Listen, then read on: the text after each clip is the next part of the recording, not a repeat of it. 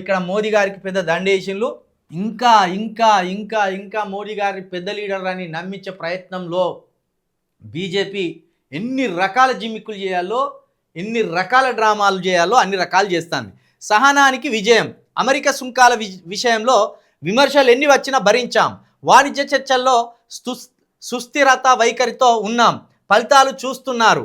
అమెరికాతో వాణిజ్య ఒప్పందం సుంకాల తగ్గింపుపై ప్రధాని మోదీకి ఎన్డీఏ ఎంపీల సన్మానం. ఇప్పుడు మీరు ట్రంప్ తోటి ఒప్పందం కుదుర్చుకొని విజయం సాధించినాం, మా మీద ఎవరు ఎన్ని రకాల విమర్శలు చేసినా కూడా మేము సహనం కోల్పోలేదు, కానీ ఫలితాలు రాబడుతున్నాం, ఆ ఫలితాలతోటి దేశం అభివృద్ధి చెందుతుంది అనేది ఇక్కడ మోదీ గారు చెప్తున్నారు.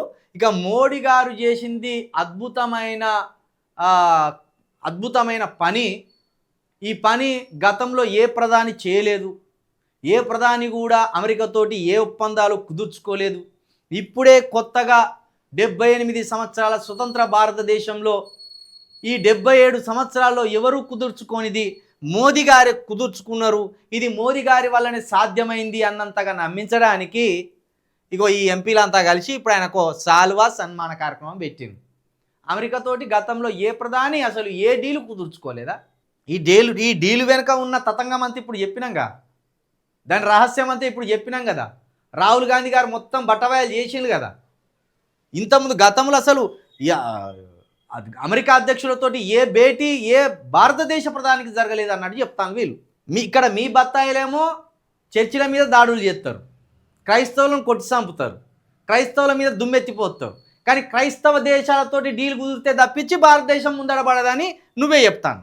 అమెరికాతోటో, ఫ్రాన్స్ తోటో, ఇజ్రాయెల్ తోటో, లేకపోతే ఇంకో క్రిస్టియన్ దేశంతోటో వాణిజ్య ఒప్పందాలు జరగకపోతే, వాణిజ్య ఒప్పందాలు చేసుకోకపోతే భారతదేశ జీవితం, భారతదేశ భవిష్యత్తు అంధకారమే అని మోడీ గారు చెప్తున్నాడు, నేను చెప్తలేను.